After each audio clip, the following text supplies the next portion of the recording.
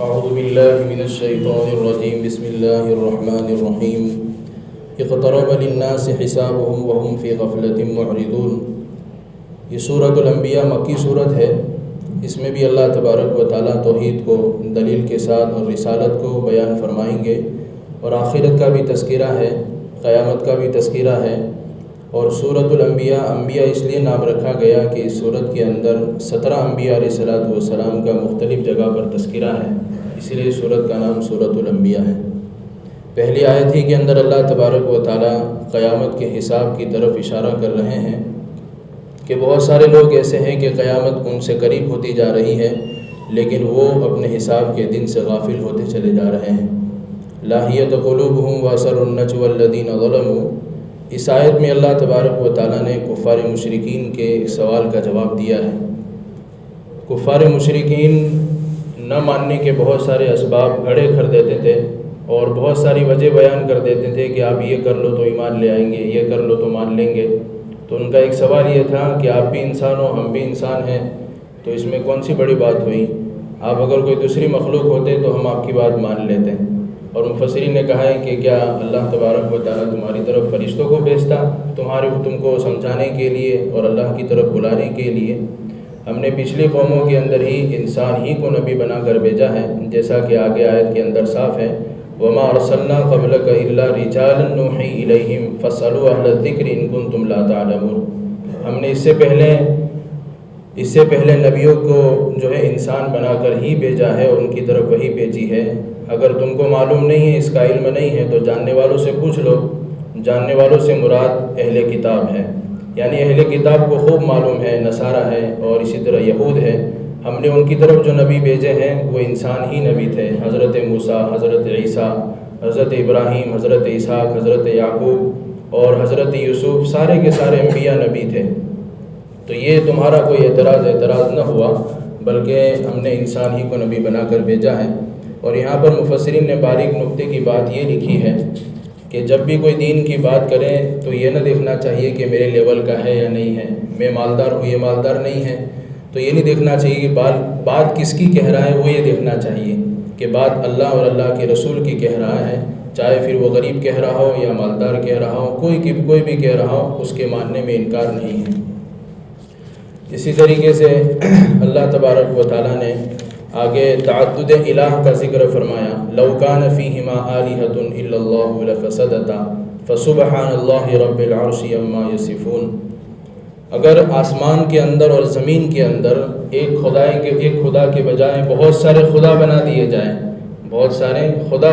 جائے تو یہ جو نظام چل رہا ہے وہ نظام بگڑ جائے گا۔ اور اس کی آسان سی جو ہے وضاحت مفسرین نے کی ہے کہ ایک ملک کے اندر 2 وزیر بنا دیے جائیں تو پورا ملک کا نظام بگڑ جائے گا۔ کوئی کہے گا یہ کر، فلاں کہے گا یہ کر۔ تو جب ایک ملک 2 وزیروں کے ذریعے نہیں چل سکتا ہے تو اتنا بڑا نظام آسمان اور زمین کا، چاند اور ستارے کا، رات اور دن کا،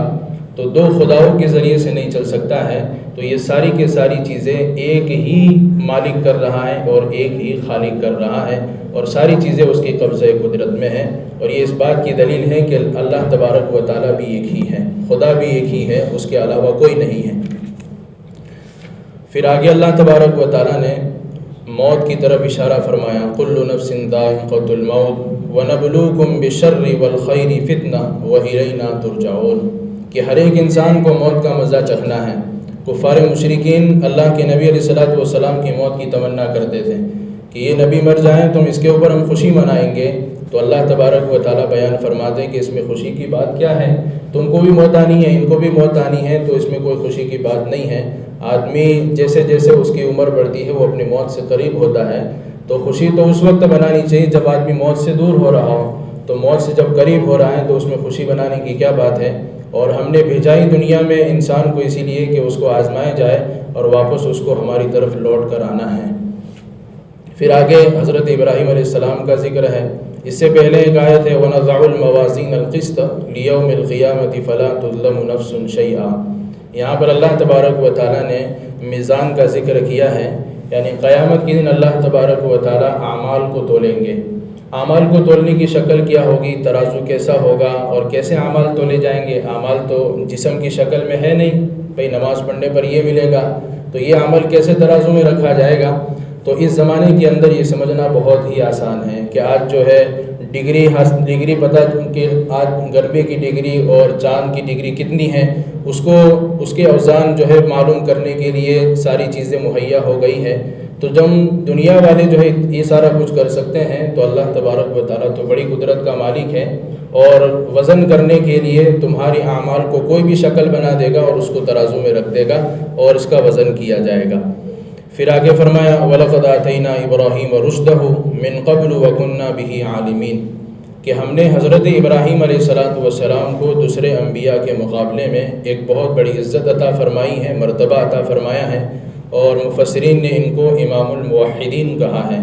یعنی سارے نبیوں کے اندر یہ سب سے بڑے معزز ہے، اور انہوں نے توحید کی طرف اپنی قوم کو دعوت دی تھی، کیونکہ ان کی قوم جو تھی وہ بتوں کو پوجا کرتی تھی، اور خاص طور پر ان کے والد آزر وہ تو بتوں کو بنا کر بیچا کرتے تھے۔ تو انہوں نے اپنی قوم کو بڑا سمجھایا، اور ایک موقع ایسا آیا کہ ان کی قوم کو سمجھانے جیسا ہے کہ جتنے بھی تم بتوں کو پوج رہے ہو ان سے کچھ ہوتا نہیں ہے۔ تو واقعہ یہ ہوا تھا کہ ان کی قوم کسی میلے کے اوپر گئی تھی، حضرت ابراہیم علیہ السلام نے موقع پایا کہ یہ موقع اچھا ہے ان کو سمجھانے کا کہ یہ سارے کے سارے بت سے کچھ نہیں ہوتا ہے۔ تو حضرت ابراہیم علیہ السلام ایک کلہاڑا لے کر گئے، اور جتنے بھی بت ہیں کسی کا ہاتھ توڑ دیا، کسی کا پیر توڑ دیا، کسی کی آنکھیں پھوڑ دی، اور پھر اخیر میں وہ کلہاڑا جو بڑا بت تھا اس کے اوپر لٹکا کر آ گئے۔ جب قوم واپس میلے پر سے آئی، دیکھا کہ ہاتھ ٹوٹا ہوا ہے، پیر ٹوٹے ہوئے ہیں، سارے معبود بکھرے ہوئے ہیں، تو سب نے اپنے اپنے طور پر اندازہ لگایا کہ ہاں کہ وہی آدمی ہوگا جو ہمارے معبودوں کو برا بھلا کہتا ہے، اسی نے توڑا ہوگا۔ تو حضرت ابراہیم علیہ السلام کو پیش کیا گیا بادشاہ کے سامنے، اور کہا سب نے مل کر انت فعلت ھذا بآلہتنا یا ابراہیم، یہ تم نے کیا ہے ابراہیم، یہ سب کچھ تم نے کیا ہے؟ ابراہیم علیہ السلام نے ہاں میں کچھ جواب نہیں دیا، بلکہ فوراً فرمایا قال بل فعلہ کبیرہم، تمہارے بڑے سے پوچھ لو نا، تم تو یہی مانتے ہو نا کہ یہ تو بولتے بھی ہیں، ہماری مدد بھی کرتے ہیں۔ اب یہاں پر مفسرین نے باریک نکتہ لکھا ہے کہ حضرت ابراہیم علیہ السلام ان کی زبان سے بلوانا چاہتے تھے کہ یہ کچھ کرتے نہیں ہیں، تو کہا وہ تمہارے بڑے سے پوچھ لو، وہ تمہارا بڑا کھڑا ہے، اس کے اوپر کلہاڑا لگا ہوا ہے، اسی نے توڑا ہوگا، فاسألوہم ان کانوا ینطقون، اگر وہ بولنا جانتا ہے تو بولے گا، اس سے ہی پوچھ لو۔ تو وہ تو فوراً کہنے لگے اور لاجواب ہو گئے کہ تم کیسی بات کرتے ہو، یہ تو بولتے بھی نہیں ہیں، جانتے بھی نہیں ہیں۔ تو فرمایا کہ تم ایسی عبادت کرتے ہو، افتعبدون من دون اللہ ما لا ينفعکم شیء ولا یضرکم، نہ تمہیں نفع دیتا ہے نہ نقصان پہنچاتا ہے، ایسی چیز کی عبادت کرتے ہو۔ یعنی ایک بہترین انداز کے ذریعے سے ابراہیم علیہ السلام نے اور اپنی قوم کو سمجھایا، لیکن ہٹ درم ہوتے ہیں، مانتے نہیں ہیں۔ پھر بادشاہ نے ایک جو ہے پلاننگ کی حضرت ابراہیم علیہ السلام کو آگ میں ڈالنے کی، لیکن ابراہیم علیہ السلام کی اللہ تبارک و تعالیٰ کی طرف سے حفاظت ہو گئی، اور آگ کو حکم دے دیا گیا یا نار کونی بردا سلام علی ابراہیم، اور آگ ٹھنڈی ہو گئی ابراہیم علیہ السلام کے اوپر، اور صحیح سالم ابراہیم علیہ السلام وہاں سے باہر نکل آئے اور کوئی نقصان نہیں ہوا۔ گویا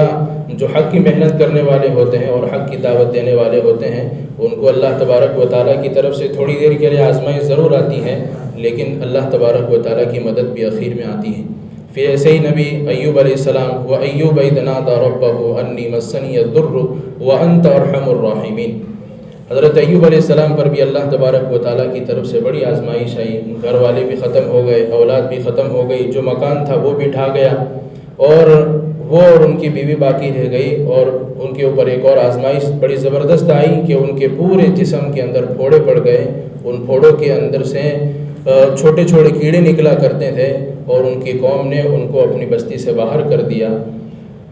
اللہ تبارک و تعالیٰ کی طرف سے یہ آزمائش، اللہ کے نبی علیہ السلام کی حدیث کے مطابق کچھ 18 سال کے قریب یہ آزمائش رہی۔ پھر اللہ تبارک و تعالیٰ نے ان کے اوپر سے آزمائش کو ہٹایا، انہوں نے دعا بھی کی اللہ سے، فاستجبنا له فکشفنا ما به من ضر،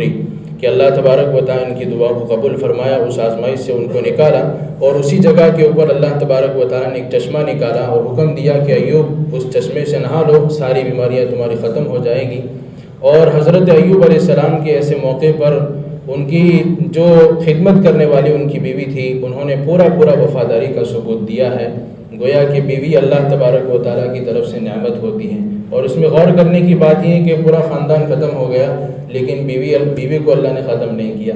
گویا کہ شوہر کی خدمت کے لیے اور اس کے غم اور اس کی خوشی کے ساتھ رہنے کے لیے بیوی اللہ تبارک و تعالیٰ کی طرف سے ایک بہت بڑی نعمت ہے۔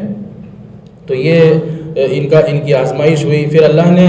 آخر میں ان کے اوپر مدد بھی فرمائی، اور جب بیماری کو دور کر دیا تو ان کو جو اولاد اللہ نے عطا فرمائی تھی وہ واپس دے دی، جو ساز و سامان ختم ہو گیا تھا وہ بھی واپس دے دیا، ان کی بہت ساری کھیتیاں تھیں تو وہ بھی اللہ تبارک و تعالیٰ نے واپس دے دی۔ پھر آگے حضرت یونس علیہ السلام کا ذکر ہے، وَظَنُّونِ إِذْ ذَهَبَ مُغَاضِبًا فَظَنَّ أَن لَّن نَّقْدِرَ عَلَيْهِ فَنَادَىٰ فِي الظُّلُمَاتِ أَن لَّا إِلَٰهَ إِلَّا أَنتَ سُبْحَانَكَ إِنِّي كُنتُ مِنَ الظَّالِمِينَ۔ حضرت یونس علیہ السلام کا واقعہ بھی پچھلی آیتوں کے اندر پچھلے پاروں میں گزر چکا ہے کہ انہوں نے اپنی قوم کو دعوت دی، اور جب نہیں مانا تو انہوں نے کہا کہ 3 دن میں اللہ کا عذاب تمہارے اوپر آنے والا ہے، اور یونس علیہ السلام اللہ تبارک و تعالیٰ کی وحی آنے کے بغیر ہی اپنی بستی کو چھوڑ کر چلے گئے۔ ابھی عذاب نہیں آیا تھا، لیکن قوم نے عذاب کے آثار دیکھ کر فوراً اللہ سے توبہ کر لی تو عذاب ہٹا دیا گیا۔ لیکن اللہ تبارک و تعالیٰ کو حضرت یونس علیہ السلام کا یہ عمل کہ ہمارے کہنے کے بجائے اور ہماری کہنے کے بغیر اجازت کہ تم نے اپنی بستی کو چھوڑ دیا، تو یہ عمل ناپسند آیا۔ تو حضرت یونس علیہ السلام کو اللہ تبارک و تعالیٰ نے سبق سکھانے کے لیے ان کو کشتی کے اندر سوار کیا، اور کشتی والوں نے ان کو اندر ڈال دیا یا خود چلے گئے وہ، پھر جو مچھلی نے ان کو اپنے اندر لے لیا، اور انہوں نے اس مچھلی کے اندر بھی اللہ تبارک و تعالیٰ سے دعا کی۔ فَظَنَّ أَن لَّن نَّقْدِرَ عَلَيْهِ، یونس علیہ السلام یہ سمجھتے تھے کہ اللہ کی پکڑ نہیں آئے گی، لیکن انہوں نے ظلمات میں پکارا، یعنی اندھیریوں کے اندر اللہ کو پکارا، اور یہ خاص دعا ہے، لا الہ الا انت سبحانک انی کنت من الظالمین۔ ان کی یہ دعا قبول ہوئی، اور اللہ تبارک و تعالیٰ نے مچھلی کو حکم دیا کہ یونس علیہ السلام کو باہر پھینک دیں۔ پھر یونس علیہ السلام کو اس سے آزادی ملی۔ یہ اس طرح کا واقعہ قرآن میں بہت ساری جگہوں پر ذکر کیا ہے، مختلف جگہ کے اوپر۔ انکم وما تعبدون من دون اللہ حسب جہنم انتم لہا واردون، یعنی وہ لوگ جو کسی معبود کی عبادت کرتے ہیں اللہ کے علاوہ کسی اور کو پوچھتے ہیں، وہ اور ان کے معبود سارے کے سارے جہنم میں جلائے جائیں گے۔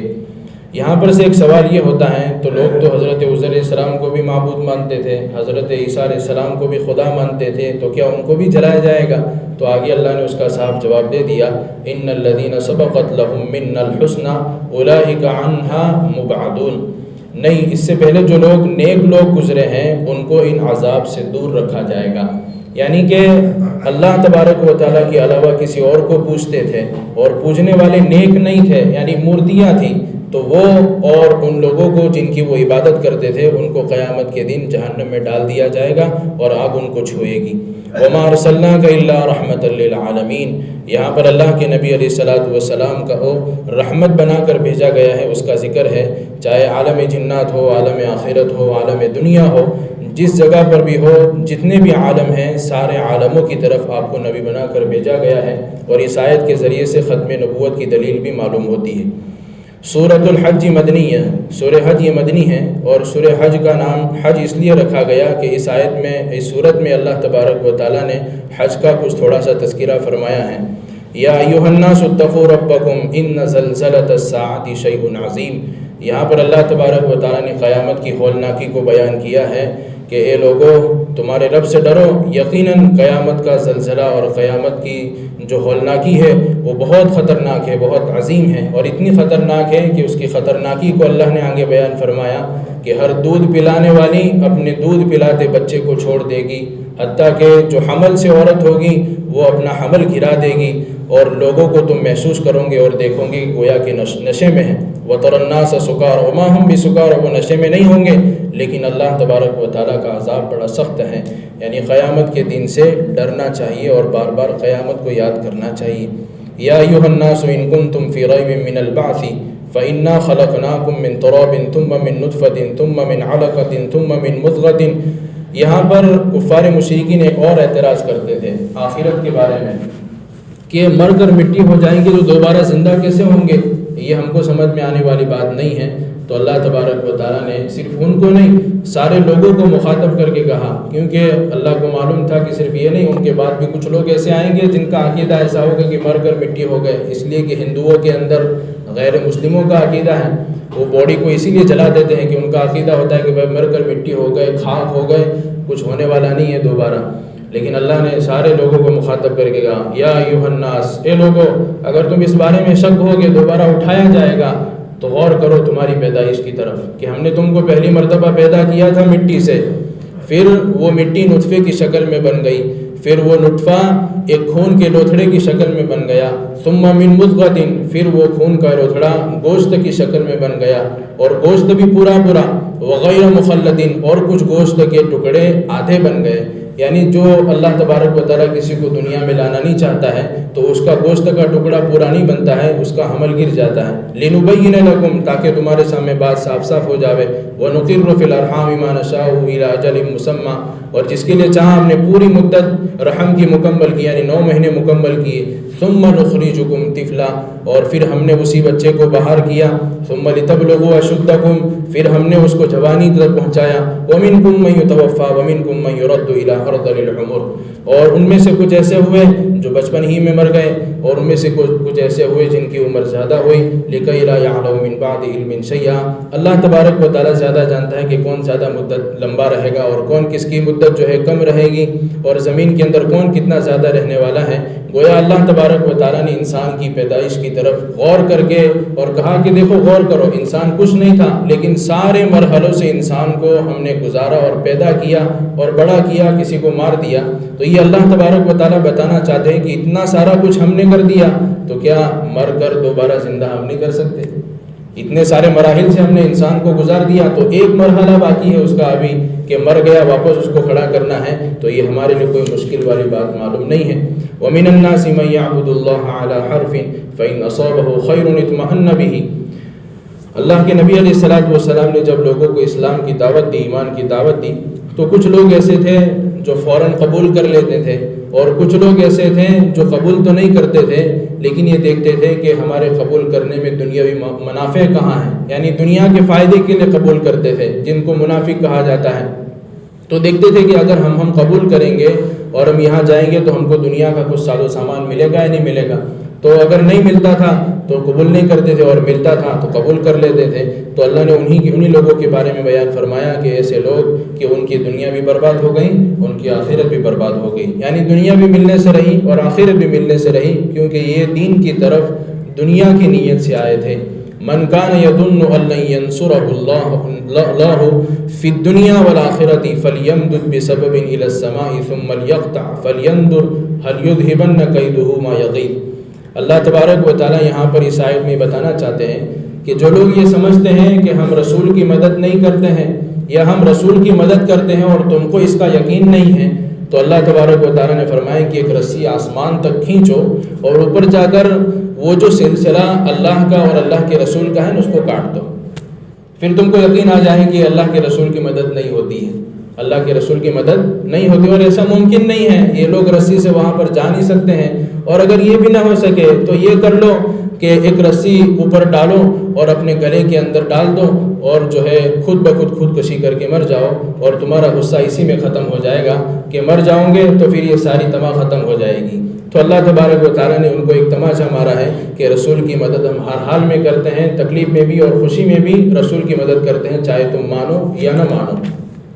پھر آگے اللہ تبارک و تعالیٰ نے کعبۃ اللہ کی تعمیر کا ذکر فرمایا، وَإِذْ بَوَّأْنَا لِإِبْرَاهِيمَ مَكَانَ الْبَيْتِ أَلَّا تُشْرِكَ بِي شَيْئًا وَطَهِّرْ بَيْتِيَ لِلطَّائِفِينَ وَالْقَائِمِينَ وَالرُّكَّعِ السُّجُودِ، کہ ابراہیم علیہ السلام کو اللہ نے حکم دیا تھا، پہلی مرتبہ تعمیر حضرت آدم علیہ السلام نے کی تھی مکہ کے اندر، پھر ایک سیلاب آیا تھا، اس میں وہ تعمیر گر گئی، پھر حضرت ابراہیم علیہ السلام کو اللہ نے حکم دیا اور وہ جگہ بتا دی تھی کہ یہاں پر تعمیر تھی۔ حضرت ابراہیم علیہ السلام نے اپنے بیٹے حضرت اسماعیل علیہ السلام کی مدد سے یہ تعمیر کی، اور مقام ابراہیم پر جو پتھر ہے اس پر کھڑے ہو کر تعمیر کی۔ جب تعمیر مکمل ہو گئی تو اللہ تبارک و تعالیٰ کی طرف سے حکم ہوا کہ ابراہیم لوگوں کے اندر آواز لگا دو، وَأَذِّن فِي النَّاسِ بِالْحَجِّ يَأْتُوكَ رِجَالًا وَعَلَىٰ كُلِّ ضَامِرٍ۔ ابراہیم علیہ السلام نے اللہ سے کہا کہ باری تعالیٰ میری آواز کہاں تک جائے گی، میں لوگوں کے اندر آواز تو لگا دوں لیکن آواز کہاں تک جائے گی؟ حضرت اللہ تبارک و تعالیٰ نے کہا کہ ابراہیم آواز لگانا تمہارا کام ہے اور آواز پہنچانا یہ ہمارا کام ہے، تم آواز لگاؤ۔ حضرت ابراہیم علیہ السلام نے آواز لگائی کہ لوگوں اللہ کا گھر بن گیا ہے، تم اس کے طواف کے لیے اور اس کی عبادت کے لیے آ جاؤ۔ اور جہاں جہاں تک یہ بات گئی اور جن لوگوں نے لبیک کہا تو اللہ تبارک و قرآن حدیث کے اندر ہے کہ جتنی مرتبہ جس نے لبیک کہا ہے وہ اتنی مرتبہ اس حج پر جائے گا اور اللہ تبارک و تعالیٰ کے کعبے کا طواف کرے گا۔ پھر آگے اللہ تبارک و تعالیٰ نے ایام نحر کا ذکر فرمایا، وَيَذْكُرُ اسْمَ اللَّهِ فِي أَيَّامٍ مَّعْلُومَاتٍ عَلَىٰ مَا رَزَقَهُم مِّن بَهِيمَةِ الْأَنْعَامِ کہ قربانی کے 3 دن ہیں، 10 ذی الحجہ، 11 ذی الحجہ اور 12 ذی الحجہ۔ یہ قربانی کے دن ایام معلومات سے عبداللہ ابن عباس رضی اللہ تعالیٰ عنہ کہتے ہیں کہ یہ ایام نحر ہیں، یعنی قربانی کے 3 دن ہیں، اس سے زیادہ نہیں ہیں۔ لَن يَنَالَ اللَّهُ لُحُومُهَا وَلَا دِمَاؤُهَا وَلَٰكِن يَنَالُهُ التَّقْوَىٰ مِنكُمْ۔ اس آیت میں اللہ نے قربانی کا مقصد بیان فرمایا ہے کہ قربانی ہم تم سے کرواتے ہیں تو کیوں کرواتے ہیں؟ اس کا مقصد صرف خون بہا دینا اور گوشت کھا لینا، گوشت تقسیم کر دینا ہرگز اس کا مقصد نہیں ہے۔ قربانی کا مقصد یہ ہے کہ اس کے ذریعے سے تمہارے اندر بندگی پیدا ہوتی ہے کہ نہیں ہوتی، یعنی اللہ کے ماننے کا جذبہ پیدا ہوتا ہے کہ نہیں ہوتا۔ اگر تمہارا قربانی کر کے تمہاری زندگی کے اندر اللہ تبارک و تعالیٰ کی بندگی کا جذبہ پیدا ہوتا ہے تو قربانی کا مقصد پورا ہوگا، ورنہ صرف خون بہا کے اور گوشت کو تقسیم کر کے گوشت کو کھا کے یہ قربانی کا مقصد پورا نہیں ہوتا۔ پھر اخیر میں اللہ تبارک و تعالیٰ نے یا ایھا الناس ضرب مثل فاستمعوا له ان الذين تدعون من دون الله لن يخلقوا ذبابا ولو اجتمعوا له۔ اس آیت کے اندر اللہ تبارک و تعالیٰ نے معبودان باطلہ کی بے بسی کا ذکر کیا ہے کہ معبودان باطلہ جو ہوتے ہیں ان کے اندر کچھ بھی طاقت نہیں ہوتی۔ تو کہا اے لوگوں تو جو تمہارے معبود ہیں غور سے سنو، اللہ مثال کے ذریعے بیان فرماتے ہیں فاستمعوا له، غور سے سنو، ان الذين تدعون من دون الله لن يخلقوا ذبابا، کہ جس کی تم معبود کرتے ہو ان ساروں کو ایک جگہ جمع کرو۔ تمہارا بارش کا معبود یہ ہے، کھانے کا یہ ہے، بیماری کو دور کرنے کا یہ ہے، صحت دینے کا یہ ہے، سب کو ایک جگہ کرو۔ لن يخلقوا ذبابا، ان کو کہو کہ ایک مکھی پیدا کر کے بتا دیں۔ کیا کر کے بتا دیں؟ ایک مکھی پیدا کر کے بتا دیں۔ لن يخلقوا ذبابا، ایک مکھی پیدا نہیں کر سکتے، سارے کے سارے جمع ہو جاؤ پھر بھی۔ پھر اللہ آگے فرماتے ہیں وَإِن يَسْلُبْهُمُ الذُّبَابُ شَيْئًا لَا يَسْتَنقِذُهُ مِنْهُ، مکھی کو تو چھوڑو، اگر مکھی ان کی کوئی چیز اٹھا کر لے بھی جائے تو اس کو بھی وہ لا نہیں سکتے ہیں۔ ضعف الطالب والمطلوب، طالب بھی کمزور ہے، مطلوب بھی کمزور ہے، یعنی ان کے معبود بھی کمزور ہیں، یعنی یہ جو کوشش کر رہے ہیں وہ اس کوشش سے کچھ ہونے والا نہیں ہے۔ تو سارے یہ تمہارے معبود اتنے بے بس ہیں کہ ایک مکھی پیدا نہیں کر سکتے، اور مکھی کوئی چیز لے بھی جائے اس کو واپس اس کے پاس سے نہیں لا سکتے ہیں، تو ایسوں کی عبادت کا کیا مطلب؟ اس رب کی عبادت کرو جو تمام آسمان کا، زمینوں کا اور ساری چیزوں کا مالک ہے، اور ایک ہی وقت میں سارے انسانوں کو اور سارے جانوروں کو اور ساری مخلوقات کو رزق پہنچاتا ہے، ایسے کی عبادت کرنی چاہیے۔ پھر اخیر میں اللہ تبارک و تعالیٰ نے اس امت کی تعریف بھی فرمائی، اور تعریف کے اندر فرمایا من قبل وفی ھذا لیکون الرسول شہیدا علیکم وتکونوا شہداء علی الناس، کہ قیامت کے دن اللہ تبارک و تعالیٰ پچھلے سارے انبیاء علیہ السلام کو ان کی قوم کے بارے میں گواہی دینے کے لیے بلائیں گے، اور سارے نبی گواہی دیں گے اے باری تعالیٰ تم نے ہم کو اس قوم کی طرف بھیجا تھا، ہم نے ان کو سمجھایا، وہ انکار کر دے گی۔ اس طرح سارے نبی اللہ تبارک و تعالیٰ کے سامنے گواہی پیش کریں گے، سارے انکار کر دیں گے، اللہ تبارک و تعالیٰ گواہی کے طور پر امت محمدیہ کو پیش کرے گا۔ یہ امت محمدیہ کی ایک بہت بڑی فضیلت ہے کہ اللہ تبارک و تعالیٰ پچھلے نبیوں اور پچھلے قوموں کے مقابلے میں ان کو گواہ کے طور پر پیش کیا جائے گا، کہ اللہ تبارک و تعالیٰ نے یہاں پر ہماری فضیلت بھی بیان فرمائی اور ہمارے کام بھی بتائے کہ تمہاری جتنی بڑی فضیلت ہے اس طرح تمہارے کام بھی ہے۔ کام کیا؟ فَأَقِيمُوا الصَّلَاةَ وَآتُوا الزَّكَاةَ وَاعْتَصِمُوا بِاللَّهِ هُوَ مَوْلَاكُمْ فَنِعْمَ الْمَوْلَىٰ وَنِعْمَ النَّصِيرُ، کہ نماز کو قائم کرو۔ یہاں پر نماز کے قائم کرنے سے مراد جتنی بھی بدن کی عبادتیں ہیں اس کو قائم کرو۔ وَآتُوا الزَّكَاةَ، اللہ تبارک و تعالیٰ کے حقوق کے ساتھ ساتھ جتنے بھی بندوں کے حقوق ہیں اس کو پورا کرو۔ وَاعْتَصِمُوا بِاللَّهِ، اور اللہ تبارک و تعالیٰ کے دین پر مضبوط قائم رہو۔ جتنا بھی مکمل دین ہے، اخلاقیات کے اعتبار سے، معاملات کے اعتبار سے، معاشرت کے اعتبار سے، اور پورے کے پورے دین پر قائم رہو، وہ تمہارا مولا ہے اور بہترین مولا ہے۔ اللہ تبارک و تعالیٰ ہم سب کو ان کہی ہوئی باتوں پر عمل کرنے کی توفیق عطا فرمائے۔